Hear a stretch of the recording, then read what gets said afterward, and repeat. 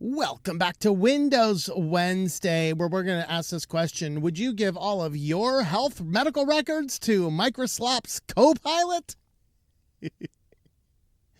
I hope the answer is no.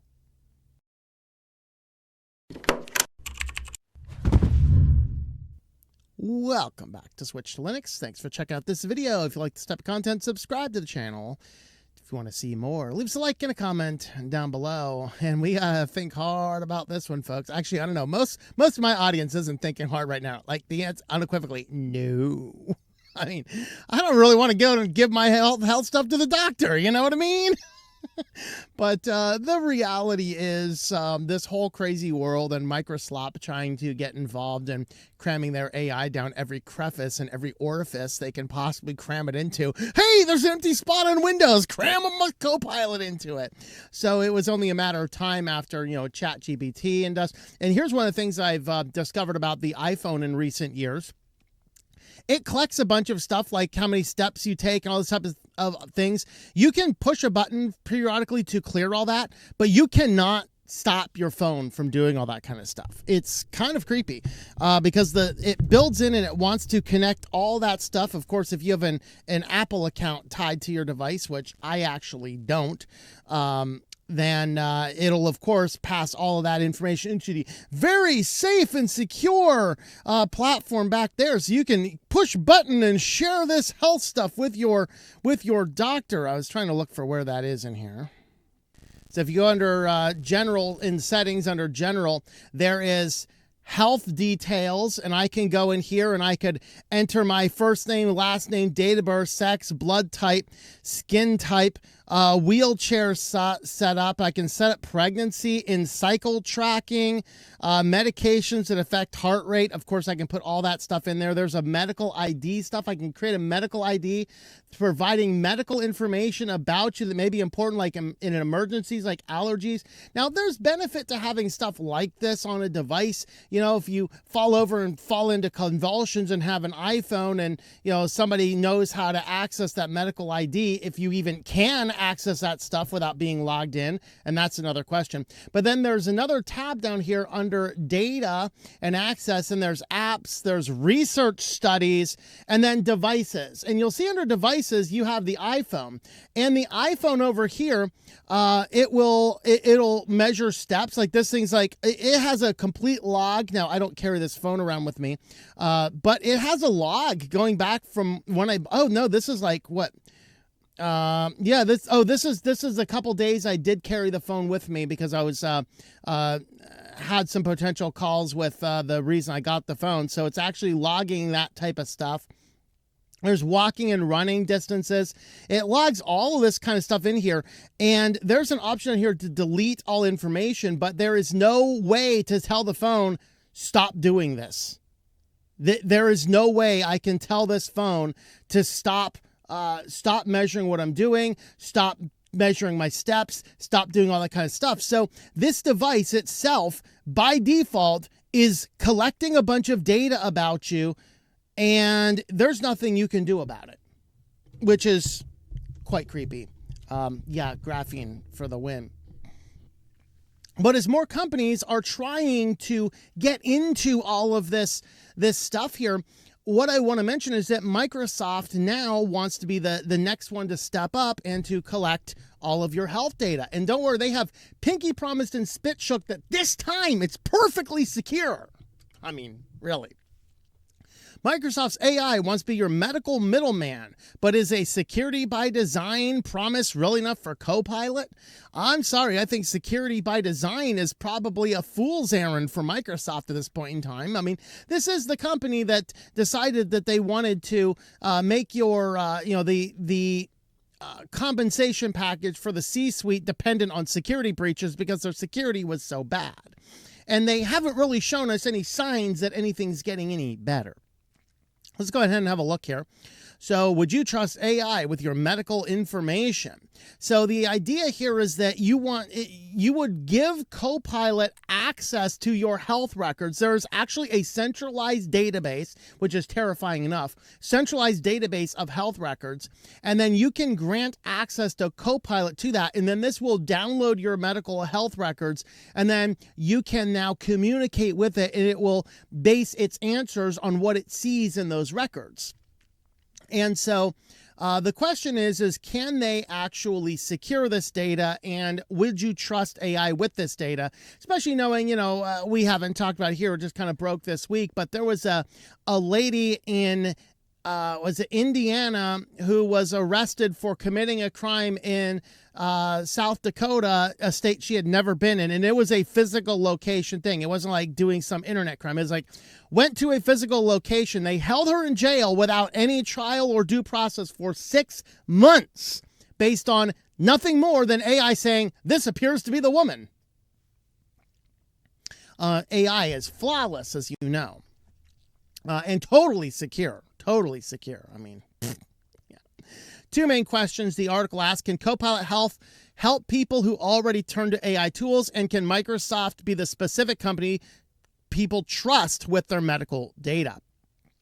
And so looking at this here, the Copilot Health gathers medical data from multiple sources to provide context and battle against fragmentation. So this is that de-siloing. This is what the Trump executive order from last March had to do with. There's all of this data is de-siloed. We must bring in Palantir to bring it all under one umbrella. No, Mr. President, you have actually forgotten that the point of the bureaucracy is to reduce government abuse. And government abuse will go on if all that data is de-siloed. So now get Palantir away from the federal government. Silos are good in the government. And when it comes to this current world of buying and selling and sharing all this data, and where you effectively sign away your HIPAA rights when you put a smartwatch on your wrist here that will tie this all back to the apps, and they sit here and give the presence of HIPAA security compliance, but you know that they're just outsourcing everything to the lowest bidders. This is what always happens. Why most of the third parties do this. Now, where does it collect the data from? Well, it will collect it from those centralized medical records if you allow it. It'll also collect it from any form of devices like your Apple iPhone that's collecting a bunch of stuff that you can't turn off. Apple, fix that, please. Apple Health, hey, where that's feeding into.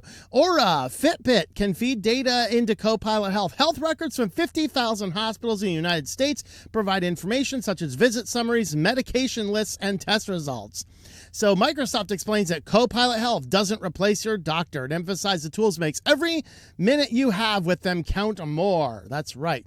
So data comes in the hands into the hands of medical professionals in pieces. Copilot is going to solve this. We're going to de-silo it all and just give the doctors all of the perfect information. Perfect utopia. Medical breakthroughs, alas!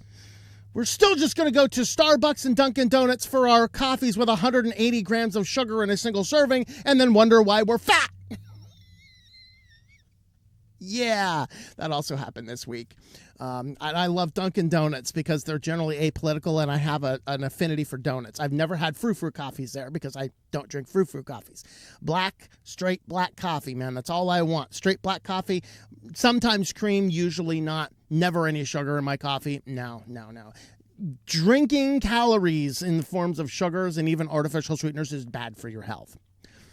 Trust me, I'm a certified toxicologist. Well, not certified, but I do have a PhD in that field, and nutritional studies is what I specialized in. So, anyway. But they want to collect all the data, de-silo it, so then you can, of course, give a profile? Like, how is this going to help your doctor? Could it? Possible. So they say our data is, health data is so fragmented, it's a bit like having your health as a puzzle and scattering it all to pieces, said Dr. Xiao Liu of PhD medical, MD, PhD of clinical research. Being able to bring to join all these pieces gives us a more complete picture of what is affecting your health. Copilot Health uses information from health organizations across 50 countries. Responses generated by tools will include citations and links to source materials, as well as answer cards from Harvard Health. I wonder how many of those it will hallucinate. AI is known for its hallucination because it doesn't want to say, I can't find anything. It just makes it up. Have they solved that problem yet?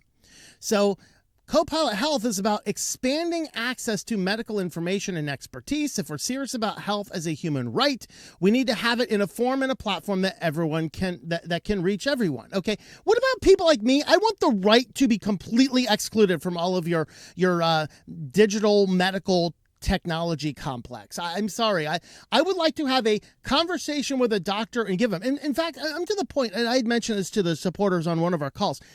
I'm actually such a weird nerd, and I talked about this in a couple of videos ago. I read weird textbooks. I actually have blood pressure cups. I actually have a blood sugar kit, and I periodically measure those and log them. So I can keep an eye on things in an analog fashion that, if I'm doing this and I notice, wow, your blood sugar seems high. If my blood sugar seems high for a few weeks in a row, well, maybe I might go see a doctor about that. But I'm proactively looking at it, and I don't need a digital device storing all my information in somebody's cloud to be able to do that. Okay, this brings nothing to the table other than giving them full access to everything in a de-siloed fashion, which is greater and easier for abuse. But gathering data and providing contextualized care can improve the quality of healthcare and streamline efficiency. I mean, just imagine you can see your doctor for 5 minutes instead of 15 before you're paying your $500 copayment for your $10,000 a year medical. Actually, no, I think it's close to $10,000 a month now, is it? And I saw somebody the other day was complaining $4,000 a month to cover the family of four. So $1,000 a month for healthcare? I don't know. So reality is people are already asking AI and web tools health-related questions. All right. So the idea here is that now, instead of just getting generic or general stuff, they'll get information that has been filtered through your specific medical records. That's the offering that they have. The question is this really secure? So security versus medical utility. There are concerns about feeding medical information to AI tools. Your personal data is private as anything about you. There needs to guardrail and protections in place. So can Microsoft do this? So if Microsoft can ensure security and privacy of information fed into Copilot Health, it could be an invaluable tool. When using AI for anything, it's important to have human confirmation. So obviously, too many people right now with healthcare costs going so high and cost of living getting so high, and medical care in America is in absolute shambles. We will see more people turning, and we've already have seen more people turning to AI to diagnose things, which in some cases might be okay, and in some cases may not be. Sometimes you legitimately know the problem. And I've told this story before, it's worth telling again, but I had a tooth infection one point in time. I knew that's what it was, and I had a conference I had to go to in Central Texas, and I try and go into a dentist's office, like, yeah, we can't see you at all. Like, can't you just look real quick, 5 minutes, oh yes, that's infected, here's an antibiotic? No. Go on to the medical clinic. They want an ungodly amount of money to simply walk in the clinic. So, okay, I guess I'm just going to drive on down to Texas with an infection. So I prepare for my 19-hour drive with a pot and a half, a pot and a half, maybe 2 pots of coffee. Like, we're talking a lot of coffee here, guys, like 2 legit pots. And I'm just chucking this down. I have not slept for about 19 hours, 20 hours, something like this. I was up for longer than that. I know I got up in the morning, tried to get something, couldn't get anything, jumped on the road, drove to Texas. The following day, I was still awake. I crossed into Amarillo. It's now like 8, 9 o'clock in the morning, and it's like getting worse. The Tylenol is not doing anything. I know there's a problem. So I go to this university clinic, which is only like $50, $100 to get into. Not a big deal. So I go in there and I'm just like, yeah, I just need an antibiotic for an infection. See, it's infected. You can look at it and see it's infected. Not a complicated thing. So I get some PA or some retard that question their ability to practice medicine. So they're sitting here like doing all this, like, check your blood pressure. You're like pre-hypertensive. I think we should get you on medicine. It's like, shut up, you retard. I have been driving for 19 hours. I've been up for over 24 hours. I've had 2 pots of coffee in me. What? Then I have a mouth infection. What do you think my blood pressure is going to be? It's going to be high. Okay, I know this. Okay, I don't need your stupidity. Give me an antibiotic. So she gives me an antibiotic. Probably mentioned something attached to some social security number in some medical record that I'm pre-hypertensive, which I'm not. Okay, even to this day, I'm not. Last time I checked, my blood pressure was only, I don't know. I mean, I don't carry all this stuff with me in the van, but I'll check it when I go back to storage here and there. And it's within the last year, it has been the healthy normal range, or the 120 over 80. Yeah, it's like maybe 122 over like 81. I mean, to be fair, I mean that's pretty hypertensive after all, So the fact of the matter is, I measure this stuff. Most people should, but even if you don't need to collect all of your medical records into one place. And frankly, your doctor may not need all of that information, but a competent medical person, when I walk in and go, I have a mouth infection, I've been up for over 24 hours, I've had 2 pots of coffee in me, making any determination from a blood pressure cup on my arm is irrelevant at that point. Like, oh, let's treat the infection first. And if we're concerned about something else, then why don't I go get a good night's sleep and not drink 2 pots of coffee, and then I can come in for a regular checkup if I think that's necessary. You know what I mean?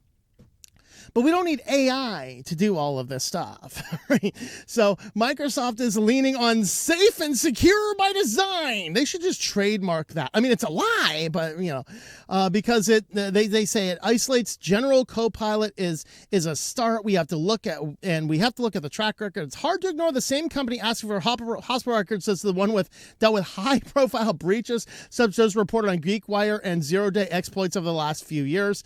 Not to mention how bad Windows is getting after they started vibe coding it with their AI. Show that their findings by the Department of Homeland Security Cyber Safety Review Board. Microsoft CEO Satya Nadella penned the post titled "Prioritizing Security Above All Else," which that was actually 2 years ago now, and I don't think it doesn't appear as though security was prioritized. I mean, that was before the disastrous recall attempted rollout, which was the biggest security blunder in Microsoft's history, I'm pretty sure. And I don't think that they have done that. So would you trust Microsoft specifically? So let's say, okay, maybe we want to de-silo our data. Which company? Is it Microsoft specifically? I argue we don't want any of this kind of stuff. So would you trust Copilot? So at this time, okay, this server is getting worse. This was closer to 66 and 33 last time I saw it. So I'm wondering if Microsoft here is deploying a bunch of bots to change the survey. I cannot imagine that there's 41% of the people think that Microsoft Copilot is a good place to handle it, especially because that nobody seems to use Microsoft. Like, there is more out there on how to get Copilot off your device than how to use it effectively. So I am not sure I trust these polls anymore. Or maybe it's all just the dedicated cult following of Windows Central here. Like this article here from Jennifer Young's like, Copilot helped me find the problem my doctors missed, and that matters even more as Microsoft announces Copilot. So this is after all of the negative about this one, and all sorts of people come down like, no, and this was so bad. A day later, she publishes this one, which is kind of like a puff piece building up how wonderful it is. And I'm reading this, and I read this carefully and go, no, I think you just have a stupid doctor. So she's like, basically the gist of her medical complaint, as she said in here, is I've had these pains in my upper stomach area for a long time, and the doctor just kept telling me it's hormones. Dude, if you have a pain in your chest, it's not going to be caused by hormones. Okay? I mean, I know, how do you make a hormone? You don't pay her, but, outside of that, hormones do not cause pains like that. There's something else going on. Now, I didn't remember if she saw multiple doctors over 20 years, and then all of a sudden ChatGPT said, get a CAT scan. It seems to me that if you had one doctor who just kept on telling you it's hormones, find another doctor. If you had a whole panel of doctors, I don't know, because even in her own statement down here, as soon as she gets in for a CAT scan and starts looking at it, the technician said, you should have come in for this a long, long time ago. And that tells me that somebody should have known what her issue is. But she basically says that the doctors were helpless. It was AI that AI was my medical Jesus. It saved me, my savior. Copilot AI saved me. Now I'm on a waiting list for 12 weeks for surgery. So, wonderful UK medicine. I think she was UK. Has to wait 12 weeks for an apparent major surgery, because, that has to happen. Of course, that happens in here too. I think the United States is getting the worst medical care of everybody at this point in time. Get the cash. I mean, you can always bump your way up, but, but this really is a puff piece about it. So look at this. NHS, the UK healthcare, and other public bodies have had their own data incidents. So the risk of any third party in holding sensitive information is not unique to big tech. For me, trade-off is worth it. This person says it's worth it. And that's the thing. I think this is a matter of personal choice, which also means it has to be my personal choice. I do not want to go into a hospital for treatment and have anything I have that is done be automatically fed up into a system. And unfortunately, we have a world that happens to, which is why I avoid doctors. And I'm not sure I totally would recommend that, but I'm sorry. As long as we have a medical data technology complex that is going to hand my personal medical data to some third-party data company for AI training or whatever other things without my consent, I don't want anything to do with it. I just don't. For whatever that's worth, Now let's see what this one says here. See, it's the exact same survey. So I'm wondering if they use the exact same survey and they did this fluff piece. And since everyone here, like Windows Central, fawns over everything that happens in Windows, I'm wondering if because when I read this article yesterday, this was 6633. Now, after this puff piece article comes out a day later, now it's skewing positive after hearing this amazing thing. Wow, I should start feeding my medical stuff to AI because this article says so. Think hard about that, because over in the UK, and we actually covered biobank in the past on the Weekly News Roundup, I said this is a big problem. Well, it turns out that this week there was several different leaks of data. Confidential health records from the UK biobank project are exposed online. Who would have thunk it? Maybe this guy right here. I've already mentioned this as a possibility. So one of UK's flagship medical research projects leaks a bunch of data. Scientists approved access to biobank sensitive data appear to have been cavalier about its security. So they collect all this information. Don't worry, it's de-anonymized. They have taken your name off of it. We just know your date of birth, your sex, your age, and that you broke your leg on such and such a day and were treated at this hospital.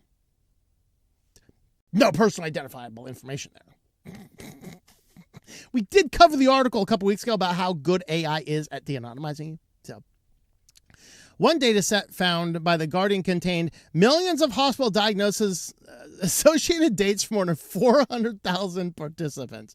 Were they participants, or were they unwilling pawns that got their stuff fed into a system? Okay, one data expert said the scale and persistence of the problem was shocking at a time when AI and social media were making it ever easier to cross-reference information online. That's what we talked about last week or 2 weeks ago. A couple weeks ago. So this system, this biobank was founded in 2003 by the Department of Health and Medical Research Charities. It holds genome sequences, scans, blood samples, lifestyle information of 500,000 volunteers. Last month, the government extended biobank's access to volunteers' GP records. So basic medical records can now be set in there. So when intending to upload code, because these researchers don't know what they're doing, they accidentally published partial or entire biobank data sets, that is all the health records, to GitHub, popular online code sharing platform. GitHub. Who owns GitHub? Oh, MICROSLOP owns GitHub. That's neat. Copilot's probably going, data leaked. We're going to steal it before they take it down. In the past year, data leaks appear to have become more urgent concern to biobank. Between July and December 2025, it issued 80 legal notices to GitHub. So MICROSLOP's GitHub appears to be hosting all of this leaked medical data. How wonderful. One data set found online by The Guardian in January contained hospital diagnosis, associated diagnosis dates for 413,000 participants, as long as their sex and the month and year of birth. So we got their birthday, we know their gender, we know what hospital they went to, we know diagnosis, but don't worry, no personally identifiable information leaked.